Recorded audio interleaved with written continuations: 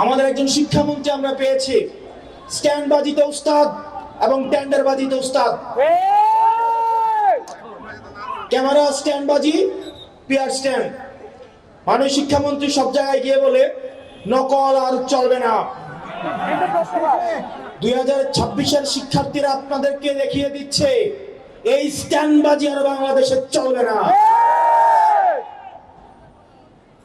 হাঁটু সমান পানিতে, বুক সমান পানিতে 2026 সালের এইচএসসি পরীক্ষার্থীদের আপনি ডুবিয়ে ডুবিয়ে আপনি পরীক্ষা দিতে বাধ্য করেছেন।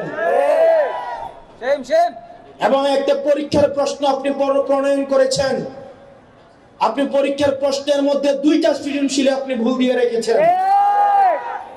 একটা পরীক্ষার্থীর তখন মানসিক অবস্থা কি ধরনের হয় একবার চিন্তা করেন। সে যখন দেখে প্রশ্নপত্রে ভুল, সে যখন নিজে চেষ্টা করে পরীক্ষায় উত্তর মিলানো, পরীক্ষা দিয়ে এসে হয়তো বুঝতে পারে প্রশ্নপত্রে ভুল, সে যখন উত্তর মিলাতে পারে না, তখন পরীক্ষার মধ্যে কি ধরনের মানসিক অবস্থা তৈরি হয় একবার চিন্তা করেন। আপনারা একবার দুঃখ প্রকাশের প্রয়োজন বোধ করলেন না, বরং এই শিক্ষার্থীদেরকে আপনারা বলছেন মাদকাসক্ত। এই শিক্ষামন্ত্রী, আপনি যাদেরকে ফার্মের মুরগি বলছেন, এই ফার্মের মুরগিরা রাস্তায় এসেছে বলে আজকে শিক্ষামন্ত্রী হয়েছেন।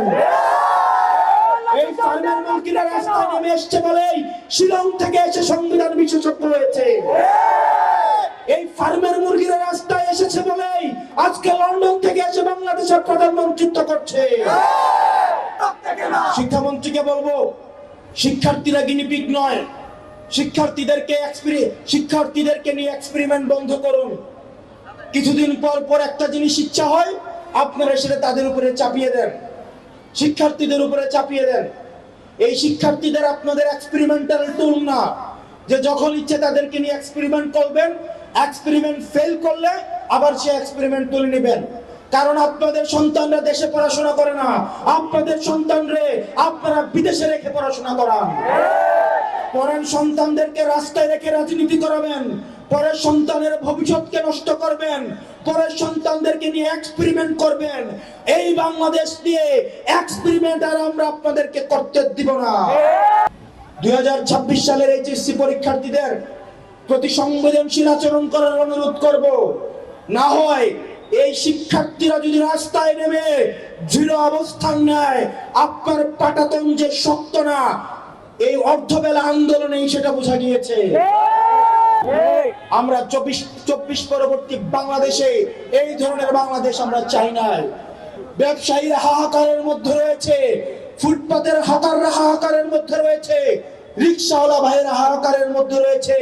200 টাকা ইনকাম করলে 50 টাকা বিএনপি ছাত্রদল যুবদলকে চাঁদা দিতে হয়, স্থানীয় এমপিদেরকে চাঁদা দিতে হয়। এই চাঁদাবাজির বাংলাদেশ আর চলবে না। আপনারা যদি মনে করে থাকেন এই চাঁদাবাজির যাত্রা আপনারা অব্যাহত রাখবেন, মনে করার দরকার নাই এইভাবে বেশি দিন খাইতে পারবেন। হাসিনার হয়তো 17 বছর লাগছে।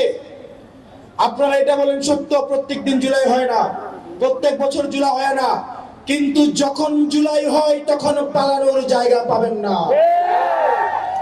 হাসিনার জন্য ইন্ডিয়া ছিল, আপনারা বলেন আপনারা বাংলাদেশপন্থী দল, আপনাদেরকে আমাদেরকে ইন্ডিয়াও নিবে না, পাকিস্তানও নিবে না, আমাদেরকে এই দেশের মধ্যেই থাকতে হবে। এবং আমরা যদি জনগণের আকাঙ্ক্ষার বিরুদ্ধে যাই, জনগণ আমাদের রাস্তার মধ্যে আমাদের বিচার করবে।